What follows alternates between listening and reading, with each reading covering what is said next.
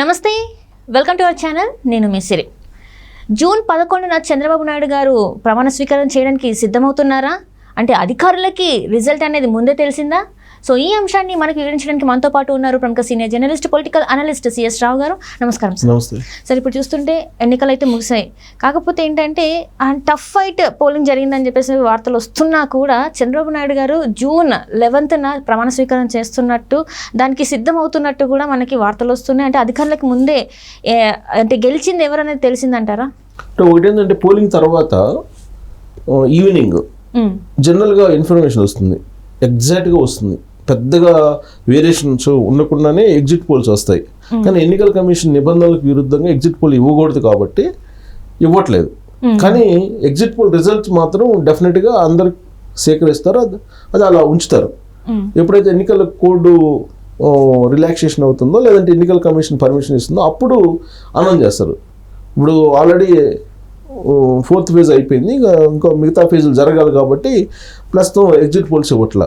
వాళ్ళు ఇవ్వకపోయినప్పటికి కూడా అసలు రిజల్ట్ అయితే వైసీపీకి తెలుసు, తెలుగుదేశం పార్టీకి తెలుసు, జనసేనకి తెలుసు, బీజేపీకి తెలుసు, ఇంటెలిజెన్స్కి తెలుసు. దాంతోపాటు ప్రైవేటు ఆర్గనైజేషన్స్ ఏదైతే ఉన్నాయో ఎగ్జిట్ పోల్స్కు సంబంధించి వాళ్ళకి తెలుసు. సో ఇవన్నీ కూడా ఇంటర్నల్గా సర్క్యులేట్ అవుతుంటాయి, అవేమి సీక్రెట్గా ఉండేటువంటి రిజల్ట్ కాదు. సో వాటిని బట్టి తెలుగుదేశం పార్టీ అధికారంలో రాబోతుంది, 120 మినిమం, అక్కడి నుంచి స్టార్ట్ అయ్యి 150 దాకా కూడా వెళ్ళొచ్చు అనేటువంటిది ఎక్కువ ఎగ్జిట్ పోల్స్ చెప్పేటువంటి అభిప్రాయం. ఆ ఎగ్జిట్ పోల్స్ కన్సాలిడేట్ చేసుకున్నా కానీ అదే కనిపిస్తుంది. ఈ నేపథ్యంలో ముఖ్యమంత్రి ఎవరు కూటమి అధికారంలోకి వస్తే అంటే క్లియర్ చంద్రబాబు నాయుడు. సో ఆయన ఎప్పుడు ప్రమాణ స్వీకారం చేసే అవకాశం ఉంది అని అంటే 11వ తారీఖున చంద్రబాబు నాయుడు ప్రమాణ స్వీకారం చేయబోతున్నారు అనేది తెలుగుదేశం పార్టీ వర్గాల్లో నడుస్తున్నటువంటి చర్చ. అది కూడా ప్లేస్ కూడా ఫిక్స్ చేశారు సుమారుగా, టెంటేటివ్గా వాళ్ళే చెప్తున్నారు. అమరావతి శంకుస్థాపన ఎక్కడైతే జరిగిందో అక్కడ ప్రమాణ స్వీకారానికి ఏర్పాట్లు చేసి అమరావతి శంకుస్థాపన దగ్గర నుంచి ఆ ప్రమాణ స్వీకారం చేయాలి అనేటువంటి ఒక నిర్ణయం తీసుకున్నట్టు కూడా తెలుస్తుంది. సరే, ఆయన ఇప్పుడు సెంట్రల్ ఇంటెలిజెన్స్ నుంచి కూడా పాజిటివ్ రిపోర్ట్స్ వస్తున్నాయి. అందుకే చంద్రబాబు నాయుడిని, పవన్ కళ్యాణ్ని నరేంద్ర మోడీ ఆహ్వానించడం జరిగింది నామినేషన్ వేయటానికి.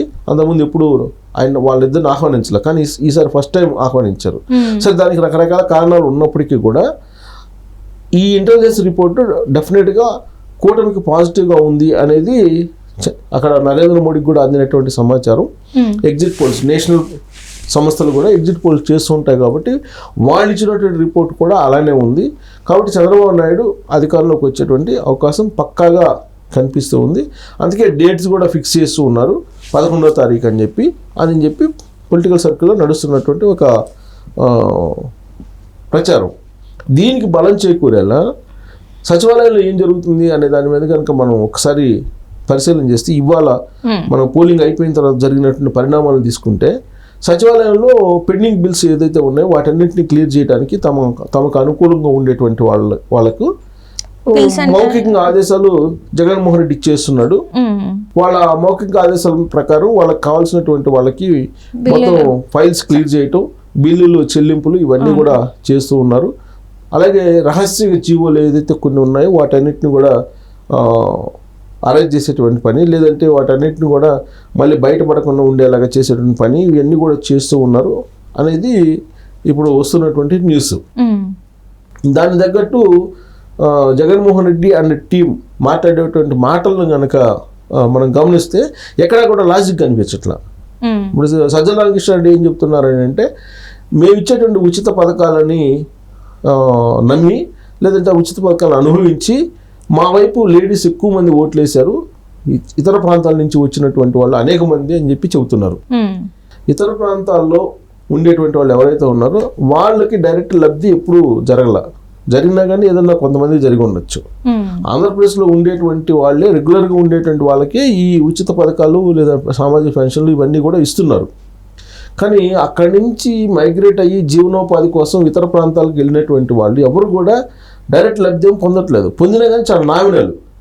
అలాంటప్పుడు ఉత్తర ప్రాంతాల నుంచి వచ్చి పొలోమని వైఎస్ఆర్ కాంగ్రెస్ పార్టీకి వేసేటువంటి అవకాశం ఉందంటే లేదు, వాళ్ళు చెప్పేటువంటి లాజిక్ లేదు. అలాగే జగన్మోహన్ రెడ్డి కూడా ఒక సునామీ లాగా వచ్చేసి ఓట్లు వేశారు, అని చెప్పి చెబుతున్నాడు. ఒక సునామీ లాగా ఓట్లు ఎప్పుడు వేస్తారు వచ్చి అంటే ప్రభుత్వం మీద వ్యతిరేకత ఉన్నప్పుడు వేస్తారు, అనుకూలంగా ఉన్నప్పుడు వేయరు. ఎందుకంటే ఇప్పుడు సపోజ్ నీ మీద కోపం ఉంది ఎవరికైనా, కోపం ఉన్నప్పుడు వాళ్ళు ఎంత దూరమైనా వెళ్ళి ఫైట్ చేస్తారు. అవును సార్. నీ మీద అభిమానం ఉంది, అభిమానం ఉన్నప్పుడు కూల్గా చేస్తారు, కసిగా చేయరు ఏది చేసినా కానీ. కానీ కోపం ఉన్నప్పుడు చేసేటువంటి తీరు ఏదైతే ఉందో అది వేరే ఉంటుంది. ఇప్పుడు పోలింగ్ని చూస్తే కనుక ఒక కసిగా చేసినట్టు కనిపిస్తుంది. దీనికి అందరూ అంగీకరిస్తున్నారు. ఒక కసిగా వచ్చి ఓటర్లు అందరూ కూడా పోలింగ్ కేంద్రం దగ్గర నుంచొని ఎండలు కూడా మండిపోతున్నప్పటికి కూడా వచ్చి ఓటు వేశారు కాబట్టి కసిగా ఓటు వేశారు అని చెప్పి ఒక అభిప్రాయానికి వస్తున్నారు. సో ఆ కసి ఎవరి మీద? జగన్మోహన్ రెడ్డి మీద ఉంటుంది ఉంటే, ఎందుకంటే అధికారంలో ఉన్న వాళ్ళ మీదనే ఉంటుంది, ప్రతిపక్షంలో ఉన్న వాళ్ళ మీద ఉండదు కదా. సో కాబట్టి అది వైఎస్ఆర్ కాంగ్రెస్ పార్టీ ఓడిపోవడానికి కనిపిస్తున్నటువంటి ఒక సంకేతంగా చెప్తూ ఉన్నారు. అలాగే మొత్తం ఇతర ప్రాంతాల నుంచి ఎక్కడెక్కడి నుంచో వచ్చినటువంటి వాళ్ళందరూ కూడా ప్రభుత్వం కనుక బాగుంటే వాళ్ళ పాటికి వాళ్ళు పనులు చేసుకుంటారుగా, అక్కడికి వచ్చి ఓటేయాల్సిన అవసరం లేదు కదా. Simple, very simple. కాబట్టి వాళ్ళు ఎంతో దూరం నుంచి వచ్చి ఓటేస్తున్నారంటే దాని అర్థం ఏంటంటే ఈ పరిపాలన బాగలేదని చెప్పి చెప్పడానికి. అంటే ఇక్కడ ఇప్పుడు ఈసారి చూసుకున్నట్టయితే ఎన్ఆర్ఐస్ ఎంతమంది ఉన్నారు అంతమంది కూడా వాళ్ళ కుటుంబ సభ్యులతో 40 days ముందే వచ్చి ఉన్నారు కేవలం వాళ్ళ ఓటుని వినియోగించుకోవడానికి అని చెప్పేసి కూడా మనకి వార్తలు వచ్చాయి. పక్క రాష్ట్రాల నుంచి చూసుకుంటే 10 లక్షల మంది దాకా ఏపీకి వెళ్ళినట్టు కూడా మనకి సమాచారం ఉంది. సో ఈసారి మరి వాళ్ళ ఓటుని బాగా ఉపయోగించుకున్నారు, ఎవరికి వేయాలో వాళ్ళకే వేస్తామని కూడా వాళ్ళు చెప్పడం జరిగింది మనం న్యూస్లలో చూస్తుంటే. సో అక్కడ సుభిక్షంగా ఉంటే ఎంతమంది వెళ్ళరుగా, అటు పరిపాలన బాగుండి రాష్ట్రం సుభిక్షంగా ఉంటే వీళ్ళందరూ ఇల్లు అక్కడ సపోర్ట్ చేయాల్సిన అవసరం లేదు కదా. కాబట్టి అది వ్యతిరేక ఓటు ప్రభుత్వానికి. అందుకే తెలుగుదేశం పార్టీ ఖచ్చితంగా అధికారంలో రాబోతుందని చెప్పి 11వ తారీఖు ముహూర్తం ఫిక్స్ చేసుకున్నారు ప్రమాణ స్వీకారానికి చంద్రబాబు నాయుడు అనేది ఒకటి వినిపిస్తుంది. అయితే ఆ రోజు మంగళవారం అని చెప్పి కొంతమంది చెప్తున్నారు. ఆ రోజు మంగళవారం, ఆ రోజు ఎట్టు పెట్టుకుంటారు ప్రమాణ స్వీకారం అనేది కూడా. కాకపోతే తెలుగుదేశం పార్టీ సర్కిల్లో నడుస్తున్న ప్రచారం మాత్రమే అది, అంతే తప్ప అది 11వ తారీఖే ఖచ్చితంగా చేస్తారని చెప్పలేదు. దానికి ఏదో ముహూర్తాలు ఏదో ఉంటాయి, వాళ్ళకి సెంటిమెంట్స్ ఉంటాయి. కొంచెం ఒక రోజు అటో ఇటో ప్రమాణ స్వీకారం చేస్తారు. బట్ June 4 అయితే రిజల్ట్ రావడం ఖాయం, అది మాత్రం కన్ఫర్మ్. June 4 తర్వాత 5వ తారీఖు ప్రమాణ స్వీకారం చేస్తారా, 6 చేస్తారా, 7 చేస్తారా, 8వ తారీఖు చేస్తారా అనేది ఆయన ఇష్టం. బట్ వాళ్ళు ఏదో ముహూర్తాలు అన్నీ పెట్టుకుని 11వ తారీఖు బాగుందని చెప్పి అంటున్నారు కానీ బట్ అంత గ్యాప్ తీసుకోరు అనుకుంటున్నా. June 4 నుంచి 11 దాకా తీసుకోరు కదా, వెంటనే ప్రమాణ స్వీకారం చేసేటువంటి అవకాశాలు ఉంటాయి. 6, 7 తారీఖులు చేస్తారు.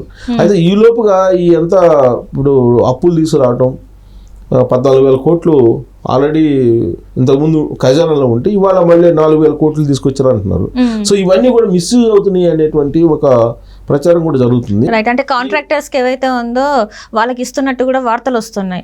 ఎవరైతే జగన్మోహన్ రెడ్డికి అనుకూలంగా ఉన్న కాంట్రాక్టర్స్ ఎవరైతే ఉన్నారో వాళ్ళకి ఇస్తున్నట్టు కూడా మనకు వార్తలు వస్తున్నాయి. అంటే నిజంగానే బదిలీ అయ్యాయంటారా? మరి బదిలీ చేసే ప్రయత్నం చేస్తున్నారు. బట్ ఎన్నికల కమిషన్ కనుక ఇన్వాల్వ్ అయితే బదిలీ చేయడానికి అవకాశం లేదు. ప్రస్తుతం ఆపద్ధర్మ ముఖ్యమంత్రిగా జగన్మోహన్ రెడ్డి ఉన్నారు. సో జగన్మోహన్ రెడ్డి June 4వ తారీఖున రిజైన్ చేసే అవకాశం ఉంది. ఎందుకంటే ఆ రోజు రిజల్ట్ వస్తాయి కాబట్టి ప్రతికూలంగా వస్తే రిజైన్ చేస్తారు అనివార్యంగా. ఈ లోపుగా ఆపద్ధర్మ ముఖ్యమంత్రి మాత్రమే. ఆపద్ధర్మ ముఖ్యమంత్రి అంటే ముఖ్యమంత్రిగా ఉంటాడు కానీ ఎలాంటి డిసిషన్స్ తీసుకోవడానికి విధానపరమైనటువంటి అంశాల మీద సంతకాలు పెట్టుకొని తీసుకోవడానికి కానీ ఏం లేదు. జస్ట్ ఆన్ గోయింగ్ ఏదో నడిచిపోతున్నప్పుడు ఒక పెద్ద ఉన్నారు కాబట్టి ఉంటారు అంతే తప్ప ఆయన పవర్స్ ఏమో నడవు. సో ఈ పరిణామాలన్నీ కనుక చూస్తుంటే మనకు తెలుగుదేశం పార్టీ అధికారంలోకి వచ్చే అవకాశం ఉంది. కూటమి చంద్రబాబు నాయుడు మరి 11వ తారీఖు చేస్తారా లేకపోతే 9వ తారీఖు చేస్తారా? 9 అనేది సెంటిమెంట్ తెలుగుదేశం పార్టీకి, 9 చేస్తారని కూడా ఉంది. సో 9, 11 లేదంటే 7, 5 అనేది చూడాలి.